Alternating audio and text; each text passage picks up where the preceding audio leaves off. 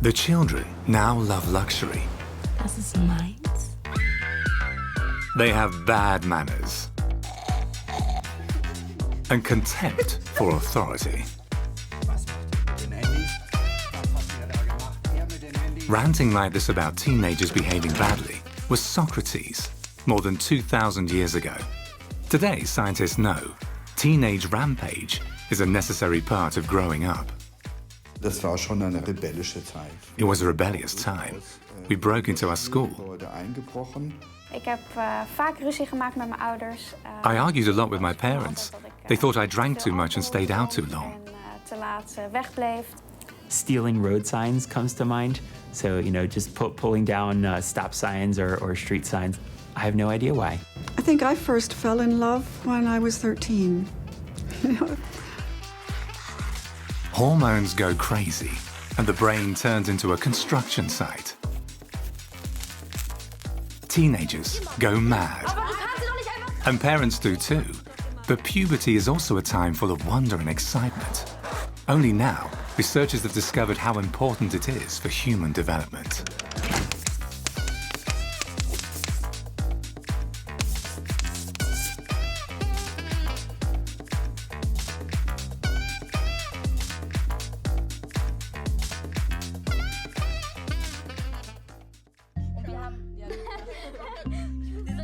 Teenagers are fascinating.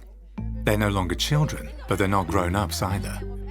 Between the ages of 10 and 18, their bodies and brains change completely. During this transitional phase, they're irritable and sensitive, but also curious and creative. Girls enter puberty first, usually when they're around 10. Boys follow 1 to 2 years later. Childhood ends, and teenagers not only get rid of their old toys, they become more self-reliant and independent. They hang out more with their friends. Parents are suddenly as uncool as their old fluffy toys. Puberty is triggered by biochemical messengers. Sex hormones like estrogen and testosterone are responsible for turning children into sexually mature adults.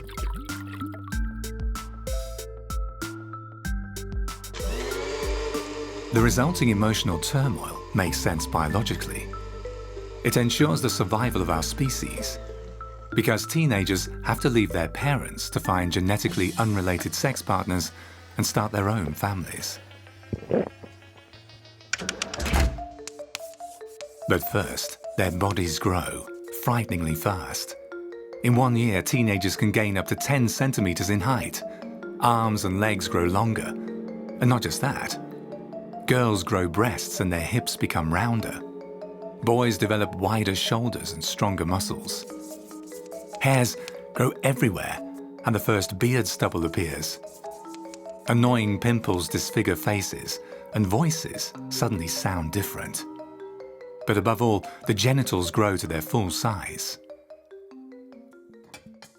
We're genetically pre-programmed to undergo puberty, but the onset seems to be flexible. Scientists have found out that girls today enter puberty earlier than ever before. In 1860, puberty started at the age of 13. In 1960, at age 11, and now at age 9 or 10. This is partly due to our more nutritious diet, because our bodies produce pubertal hormones only when they have enough fat reserves. But a fat, protein-rich diet doesn't explain everything. Researchers think that it's also chemicals disrupting our hormonal balance. The main suspects are plasticizers, pesticides, and even cosmetics. This clinic in Montpellier, in southern France, treats teenagers who suffer from early puberty. Families seek advice from specialists treating hormonal imbalances in children. Charles Sultan has been researching the influence of environmental pollutants on teenagers for years. On comprend que cette contamination, qu'elle soit prénatale. We know that this contamination, be it prenatal or postnatal, can influence the onset of puberty.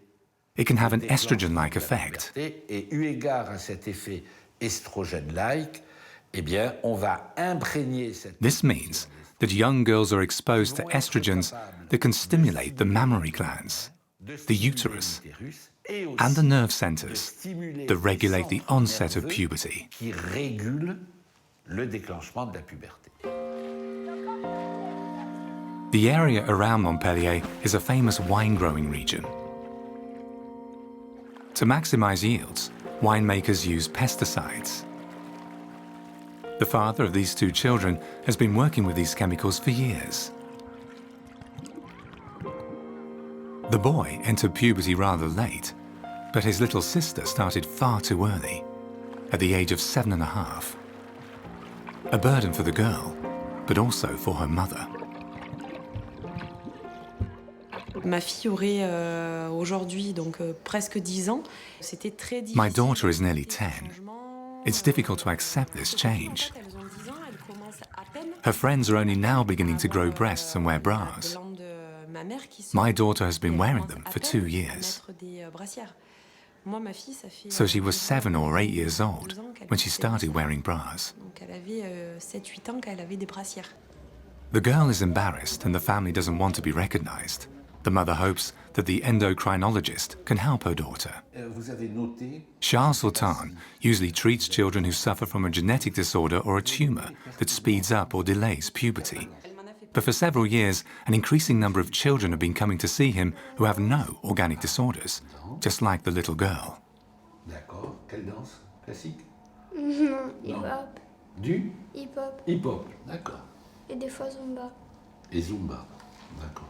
Nous sommes confrontés à une véritable épidémie. We're facing a real epidemic of precocious puberty.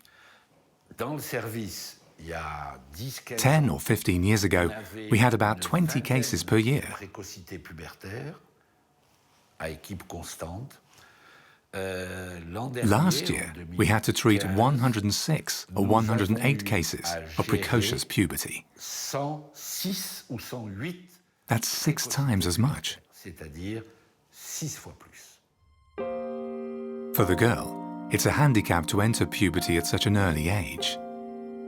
All her friends are still children, and she herself is one too. Et elle a très bien compris et elle a surtout compris qu'elle voulait. She understands this very well, and she's made it very clear that she doesn't want to menstruate in 2nd grade Parce que ce serait la seule de sa classe. because she'd be the only one in her C'est difficile à class. gérer à 10 ans.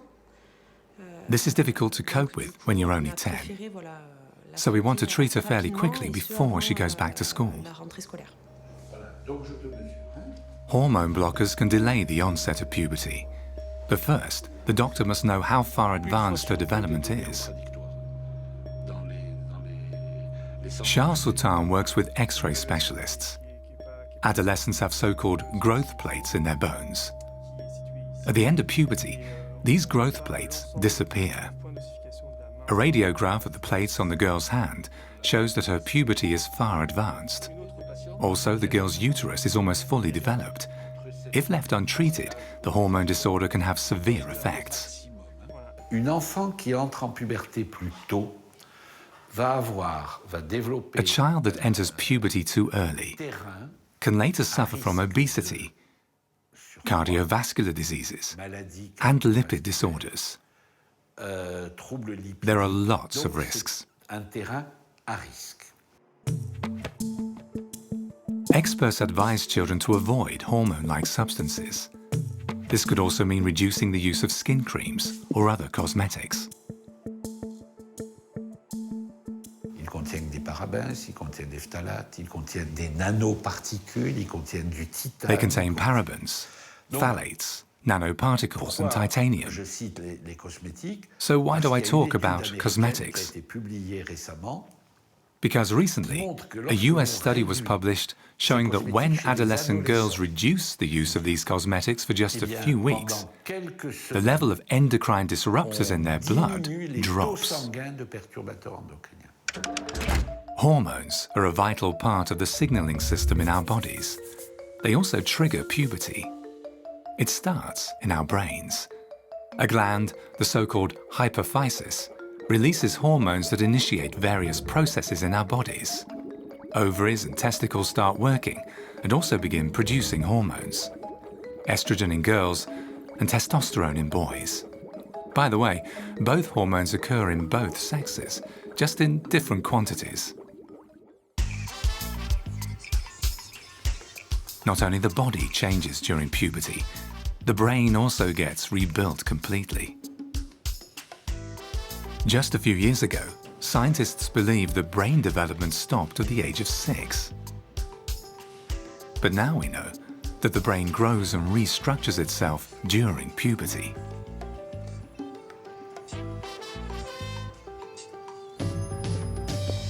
For scientists, the adolescent brain is a fascinating research area. Only 25 years ago, neurologists began to explore how adolescents think and feel. One of their main motivations is to find out why not all children become mentally healthy adults.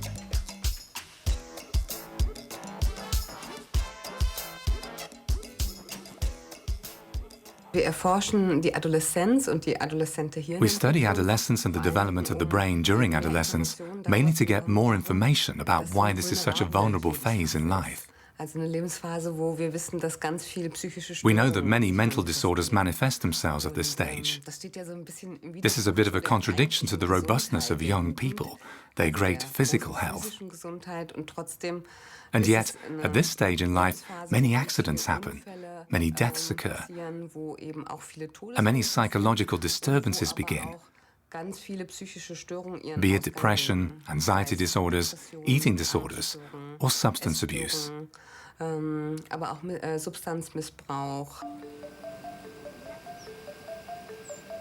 To understand and treat these diseases, researchers must look into the brain.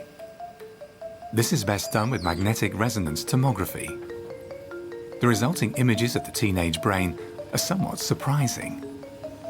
They show that entire regions are being remodeled.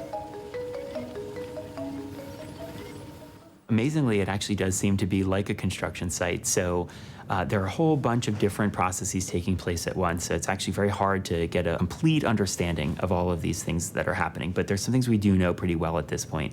So one of the things that we see when we look at a brain changing from childhood into adolescence into young adulthood and adulthood is we see a thinning out of the cortical sheet, the gray matter of the brain. Brain researchers compare this thinning of the grey matter with the pruning of a tree, because this is exactly what happens in the pubescent brain. Unneeded connections are cut, so others can become stronger. This allows the brain to become more effective. The brain's doing as it reshapes itself is deciding what are the circuits that I use and need, and what are the circuits that have proven themselves less useful. And as we mature, we actually clean out, we prune, like cutting off the branches of a tree, the connections that aren't being used or aren't supporting behaviors that are reinforced. And instead, we grow our branches toward the behaviors that are really supportive of healthy functioning.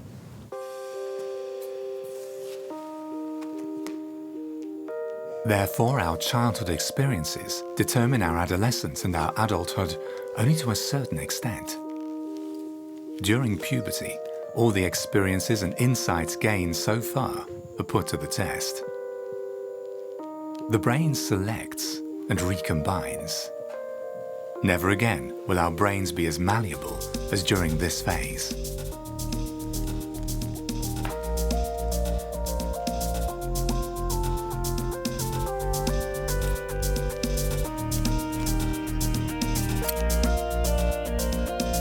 If the brain is more plastic, is ready to be shaped more during adolescence, then the activities of adolescence are the ones that are most likely to stick with us. And it may be a missed opportunity for learning and for growth if one only pursues sort of narrow activities, like they're too focused on one thing. But I would hate to describe any of those behaviors as necessarily negative or bad or dangerous behaviors. It depends on the context in which they're enacted. And broadly speaking, I think, in general, moderation is a good idea for adults and adolescents alike. Learning something new, trying out unusual things. That's what Zoe's done. She's just turned 18.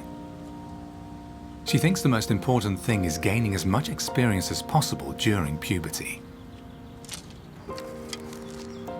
She's a Girl Scout. And a few years ago, she discovered archery.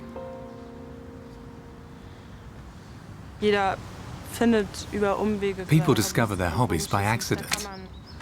Archery works great for me because it calms me down. Even as a teenager, you're under enormous pressure. Here, I can just concentrate on the arrows and the target and forget all the other stuff in my head.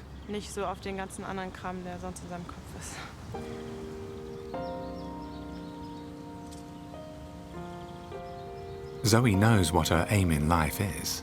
She wants to be an actress. The story is I'm a big Harry Potter fan. When I was 11, I thought I'd get invited to Hogwarts. It never happened. I was very disappointed and wondered what I could do instead if I couldn't become a sorceress. And then I thought, I'd become an actress, so I can be whatever I want.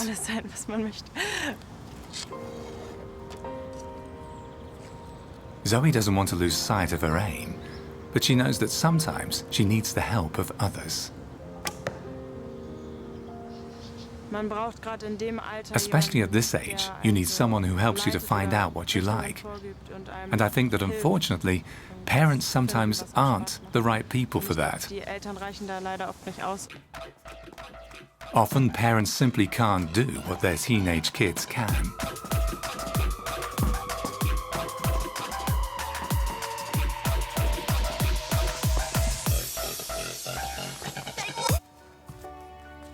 During puberty, teenagers are at the peak of their mental and physical abilities.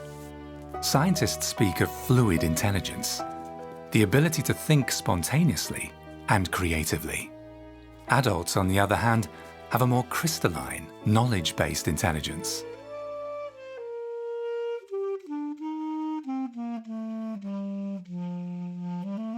Teenagers also have their own rhythms. For the vast majority of them, this means turning into night owls. They go to bed late and can't get up in the morning.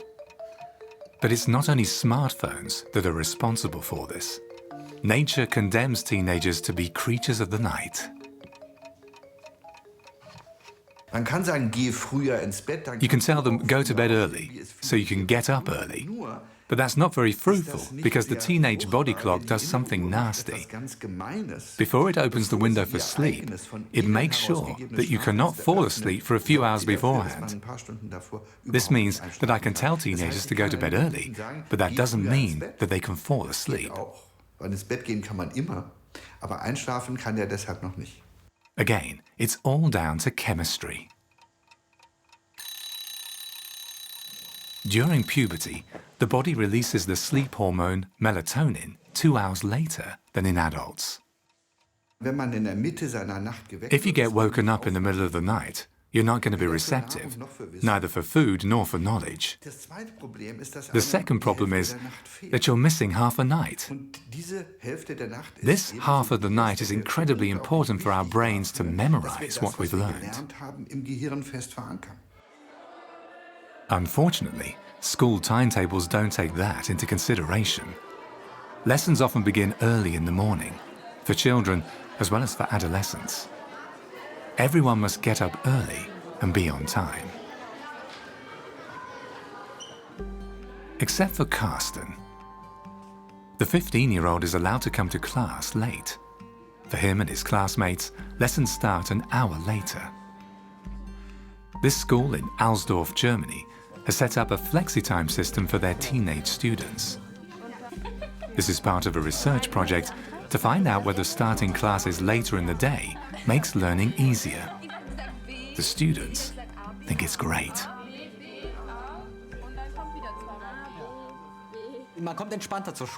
I now come to school much more relaxed than before, because I don't feel so drained. In the past, before we had this system, and the first lesson was German or maths or English, I often saw the topic and thought, "Oh, teacher, please be quiet and leave me alone," or something like that. And now it's all right. I have my freedom. I can get organized and I have enough sleep. I often dawdle in the morning and I sleep for half an hour longer. Then I'm better at getting ready in the morning and have a healthy breakfast. I'm also much fitter during the day. ist man auch viel fitter im Tag. You know, if you've worked as a teacher for many years, you're aware of the problem with the first lesson in the morning, especially in the higher grades. You realize that the students are still very tired, especially at 8 o'clock in the morning. And we really started thinking about this when we learned that the students have a completely different sleep pattern. And then we asked ourselves, why not change the way school works? It's obvious that we shouldn't ignore this and that we should do something about it.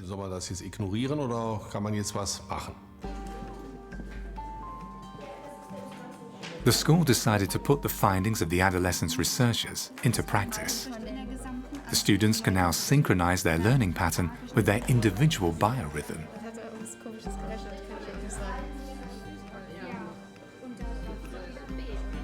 For research purposes, students have to carry so-called actimeters on their wrists. These devices measure every movement and record sleep and activity patterns. In addition, the students keep a diary of when they went to bed and when they woke up.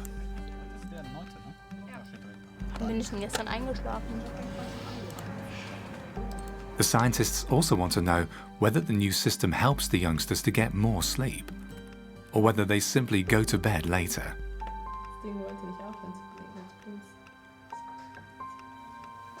The project has just started, and the chronobiologists are beginning to evaluate the data from the sleep diaries and the actimeters. The devices record every little snooze, even 10-minute cat naps.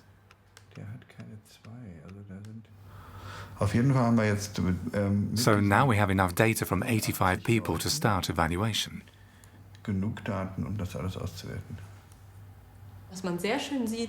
What you can see very nicely is that this person has been getting up very regularly at the same time every day during school days. And on weekends, they slept much longer and woke up later. The wake-up time is very different. Down here you can see this, for example.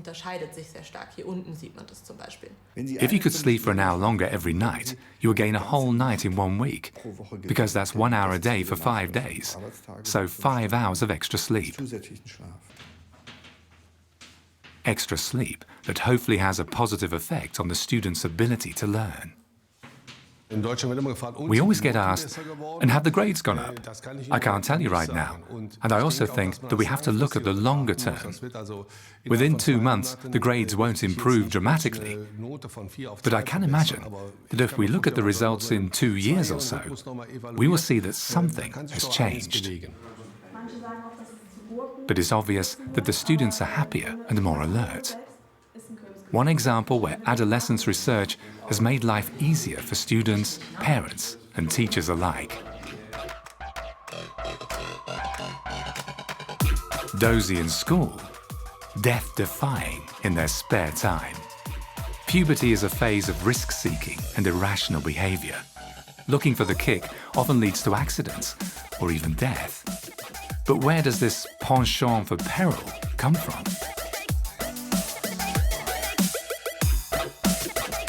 This is what adolescence researchers at the University of Leiden in Holland want to find out. These teenagers are no crazy climbers, and the researchers don't want them to scale skyscrapers. Instead, they let them play with their laptops.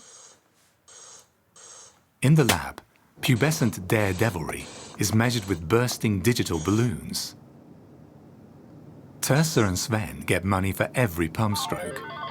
If they risk too much and burst the balloon, they lose their money. This simple test lets brain researcher Sabine Peters determine who likes to play safe and who doesn't.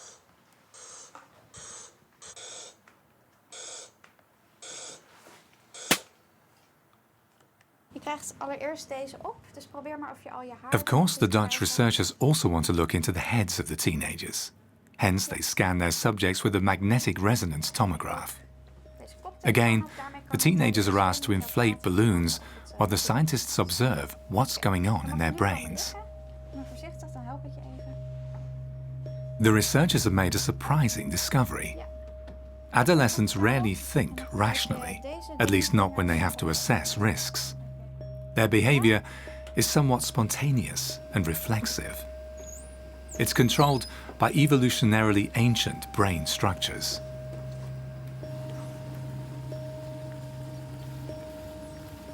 Er zijn twee hele belangrijke hersensystemen die... There are two very important regions of the brain that are interesting for adolescence research.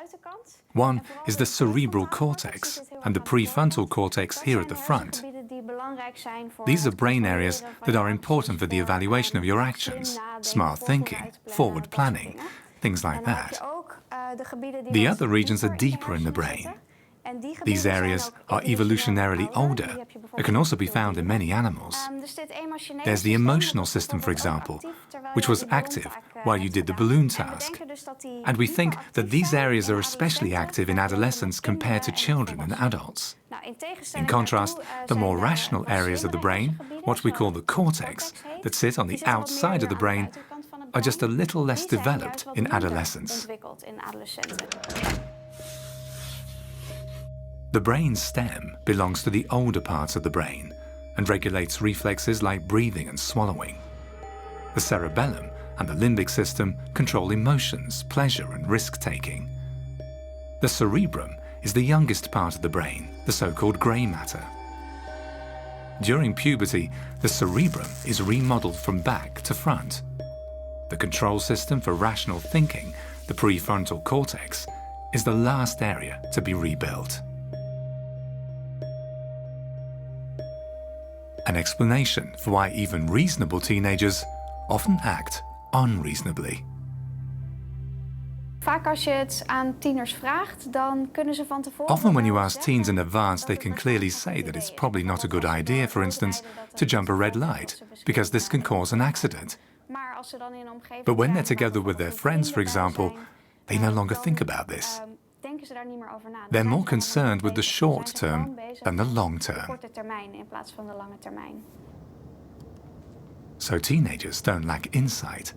They sometimes simply don't care about the consequences. This is why awareness campaigns with wagging fingers make little sense. Het konijn heb je ook al goed, die zit in het middelste. Hier weer positieve feedback. Gaat goed. Sabina Peters wants to know, how can you change pubescent behaviour without getting on teenagers' nerves? Daar thuis hoort en bij deze bijvoorbeeld zou ik dan een van de andere hokjes kunnen kiezen.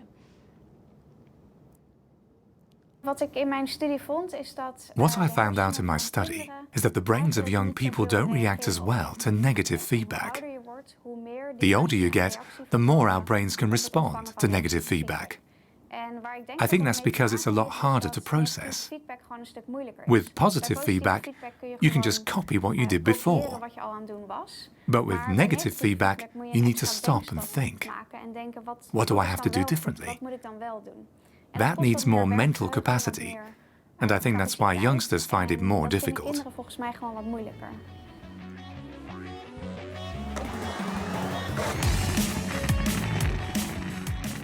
With the right feedback, teenagers are capable of amazing things, and they can be very persistent.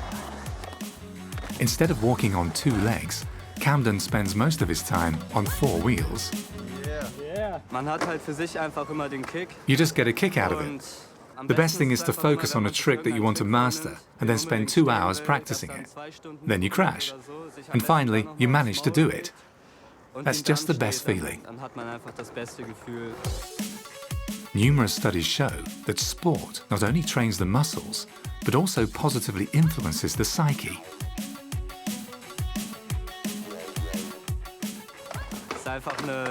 It's simply about achieving something. Of course, this somehow affects the personality. It certainly boosts your self-confidence.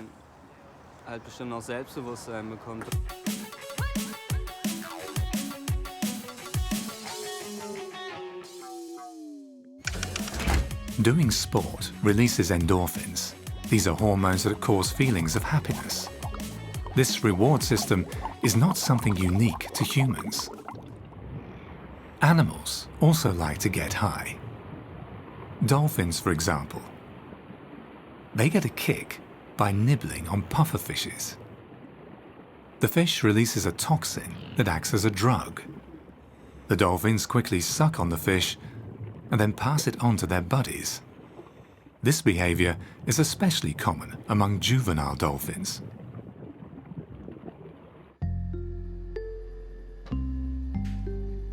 The desire for getting intoxicated in groups is also something that interests adolescence researchers at Temple University in Philadelphia. They want to know how teenage mice deal with drugs. Like many other animals, these mice like drinking alcohol. The researchers want to investigate whether juvenile mice change their alcohol consumption when they're hanging out with their buddies. The results are surprising. We put them in, and now we measure how much time did they spend at the sipping tubes. And what we found was a very compelling pattern, very, very similar to what we've seen in humans. First, for the animals that were tested alone, what you see is that they spent about the same amount of time drinking, whether they were adolescents or adult mice. But now what happens when you put them into the cage with other animals? And here, the pattern is very, very different. And what you see is that for only the adolescent mice, they increase their drinking time. They spend more time drinking just because there are other adolescent mice in the cage with them. In the adults, it doesn't change their drinking patterns at all. The fun-loving teenage mice help answer some basic questions about the risk behaviour of adolescent humans too. Is the kid making these decisions to be more risky, to be more sensation-seeking, because they're imagining that that's what their friends want? It's sort of a social cognition. They're intentionally thinking about the social situation and then changing their own behavior because they think that's what their friends expect of them. Well, we don't think mice do this sort of thinking at all. Mice, we think, are much more reactive to their environment and driven more by their biology than by future thinking. So it's nature, not nurture, that dictates the behaviour of teenagers when they're hanging out with their peers. The so-called traffic light test helps researchers determine the influence of friends on adolescent risk behaviour. Subjects are asked to drive a car. They need to get as far as they can in 10 minutes without risking a crash. The researchers want to know, do teenagers take higher risks when they're together with friends? An adolescent driver is much more likely to be in a serious accident when they've got other passengers in the car. For older drivers, the number of passengers in the vehicle really doesn't affect the likelihood that they'll be in an accident. Hey, Farah. Hey, how's it going? Good, how are you? Good. Good. And in fact, as soon as the friend sits in the passenger seat, the driver's willingness to drive more recklessly increases, in girls as well as in boys.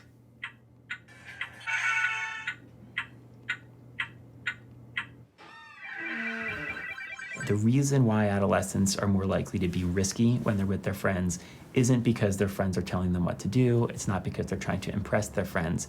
It's because being with friends activates parts of the brain that lead you to be driven to pursue rewards and to experience those rewards differently. Young people are simply hardwired to look to their friends for recognition. They need peers to be happy and to gain self-confidence. To be in a community of like-minded individuals is essential for teenagers. The same makeup, the same music, the same parties. This makes biological sense because strong social bonds outside the family group are important for being successful later in life. Teenagers need to be able to separate successfully from their parents and start their own family. Teenagers must create a new world, their own world. However, peer groups are getting increasingly bigger thanks to social networks. 20 years ago, teenagers had 10 friends in the neighborhood. Today, they have hundreds all over the world. Teenagers check their phones first thing in the morning and last thing at night. The smartphone is perhaps the greatest revolution since the printing press was invented nearly 600 years ago. Teenagers are digital natives. They spend their lives being online, and parents worry. All right, so we're ready to get started. So you both see pictures. The American scientist Lauren Sherman has grown up with Facebook herself. She's decided to research the impact of social media on teenagers. She wants to know whether Instagram, Snapchat, and Facebook influence their behavior. How do they react to recognition or rejection on the internet? In her study, she's found out that the number of positive reviews influences teenagers' own opinions. They tend to see a photo with many likes more positively than one without. And when it comes to their own photos, digital recognition is almost like a drug. When they did get a lot of likes on their photos, they would show greater activation in an area called the nucleus accumbens. And this is the part of the brain that's involved in the experience of reward. So it is involved in that feeling of pleasure in the moment. But I think what's really interesting about it is it's also involved in motivating future behavior and in learning. So parents can rest assured, social networks help teenagers gain valuable insights into their socio-cultural environment. But the question remains, do they have to do this all day long? I do think that it is certainly the case that teens have more access to their peers than they have before. And that's something you can just look at the way that social media works at this point, right? So if you're a teenager and you have a smartphone, you have access to your peers really at any time. And so they have a social environment even when they're in their home, even when they're not surrounded by people physically. Social networks are a challenge for parents and teenagers alike, just like telephones, radio, and television when they were invented. Brain researchers, at least, are not really concerned. I am not aware of any evidence to suggest that it is damaging the brain, that it is making us stupider, that it is having some sort of horrible long-term effect. But certainly it is changing the brain. There's no question about that. Sieht traurig aus. Ich finde, sieht so aus, als hätte gerade irgendwie. During puberty, the brain has an enormous amount of work to do. No wonder it sometimes makes mistakes. For example, studies have shown that teenagers have trouble interpreting facial expressions.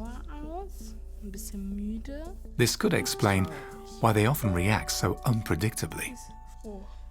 Ja, fröhlich und glücklich. Fällt das voll schwer gerade. This also explains teenage tantrums. The prefrontal cortex is out of action.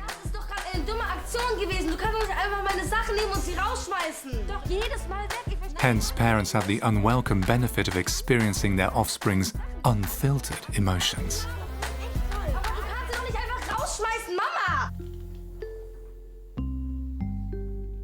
More positive feelings are equally powerful. Most of us remember our first teenage love, the butterflies in our stomachs and our throbbing hearts. Brain researchers see this rather more soberly. For them, love equals neurons firing intensely.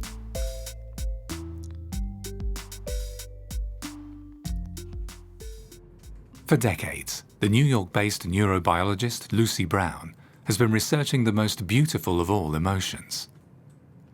She's discovered that love originates in a very ancient part of our brain that we cannot control consciously. It's the same part of the brain that controls reflexes like swallowing or like your eye movements, the things you don't think about. We don't think about standing up against gravity. That's where the activity is. And when we first saw these data, then we knew romantic love it's a drive. It's not an emotion we think about just being euphoric when we're in love, that wonderful emotion, or anxious. But we can have many emotions around love. The core feature of romantic love is this drive system. That's what's there. It's like the drive for hunger. It's the same part of our brain that's involved in drug addiction. No wonder lovers feel dependent on each other. And when we look at this area of the brain, when we look at what are the cells there, what chemicals might be there, what chemicals might be important for this behavior, we're going to go and look at another picture of the cells in the brain in that very region, all cells that contain dopamine. They're in this ventral tegmental area. They produce the dopamine, they produce the signals. They have these long little wispy-like, they're called axons, but they're hair-like, that go forward in the brain to tell our cortex and more cognitive areas, focus, find that person. A beautiful addiction, as long as both partners feel the same. But what happens when one of the two suddenly falls out of love? Then there's only one thing the spurned can do. When you're addicted to a drug, sometimes it's cold turkey, sometimes it has to be slower, but you have to get yourself away from that drug. And it's the same thing. Better, if you can do it, when you're heartbroken, throw away all the pictures. I mean, Facebook even has a function now so that you can cut out all references to that person. But what if parents don't agree with their children's choice of partner?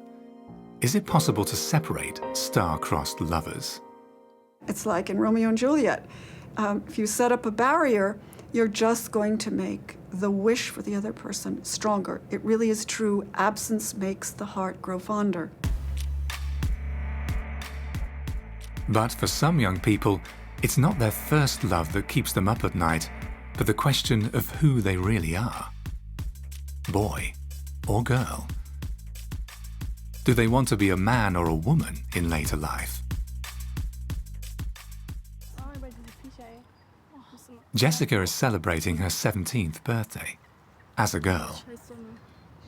She was born a boy, but she always felt that she was in the wrong body.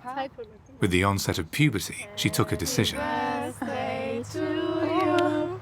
Happy birthday to you. Happy birthday, liebe Jessica. Happy birthday to you.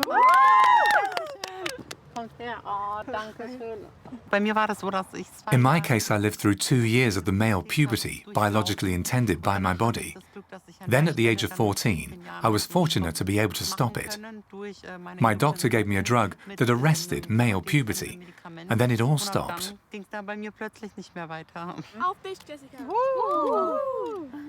Turning from a boy into a girl is a long and arduous process. Jessica has been undergoing psychotherapeutic treatment for years. It was only when she was diagnosed with a real gender identity disorder that she was able to get prescription hormones.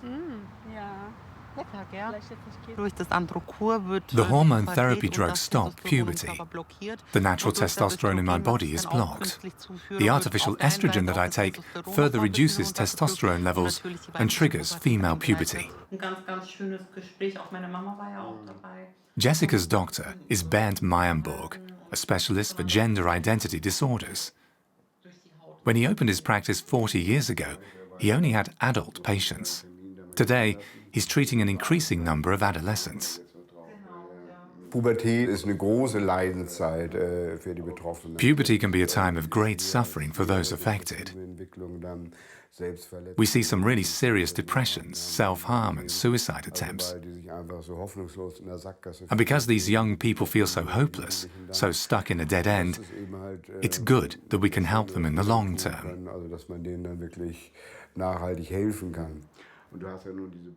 Depending on the diagnosis, doctors prescribe hormone therapy drugs that interrupt puberty, or others that turn a male into a female body.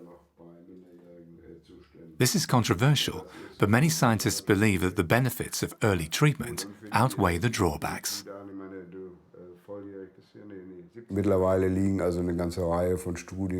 We now have a whole range of studies showing that the results are simply so much better.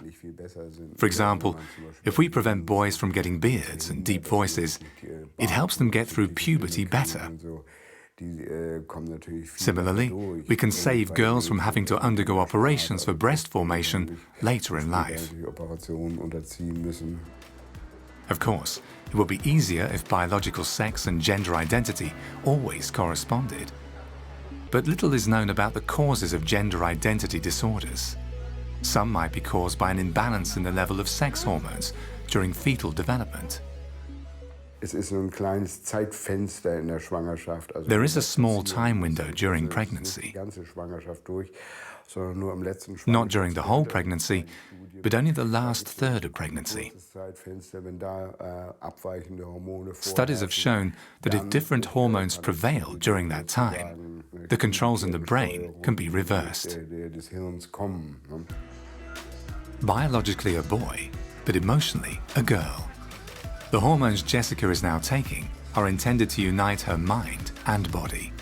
A complex process, both physically and emotionally. The hormones not only affect my body, but also what happens inside my head. I become more emotional. My mind, which was dominated by testosterone, is turning into a more female mind. So it's not just the genes that define our sex. But still, many things are gender-specific. For example, boys' brains are 10% bigger than girls'. But that doesn't mean that they are 10% smarter.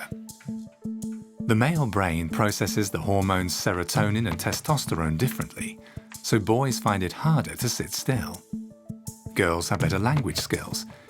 In turn, boys have a better sense of direction. All this has been proven in scientific studies.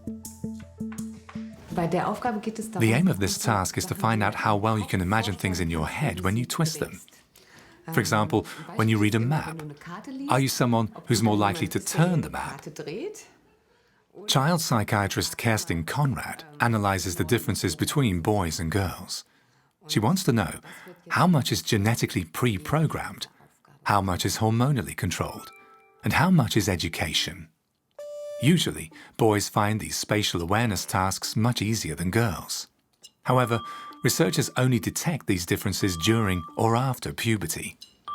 The level of testosterone seems to play a role. Also, women have a better sense of direction during some phases of their menstrual cycle. Something is happening with their brains during this time. Kerstin Conrad wants to know how important gender stereotypes are during childhood and adolescence, and why there are exceptions. You've done really well. You've collected an unusually high amount of points for a girl, and you were unusually fast. Great. There are super girls, as we've seen just now, and there are very weak boys. But if you do big studies and compare large samples, then there's a tendency for boys to do better in the mental rotation task than girls. Here too, we assume that hormones have a great influence. dass Hormone einen wichtigen Einfluss dabei haben. The sex hormones estrogen, testosterone, and progesterone also affect the brain. They let some brain regions grow faster in boys than in girls, and vice versa. One of the results is a different emotional sensitivity. These electrodes measure skin tension and heart rate. The researchers want to know, does Ilya feel different from Rachel? Just watch the movie clip on the screen. I want to ask you to watch it and sit quietly without moving. This film clip is aimed to arouse emotions. In it, a bear cub sees its mother being killed by loose rocks while she's looking for honey.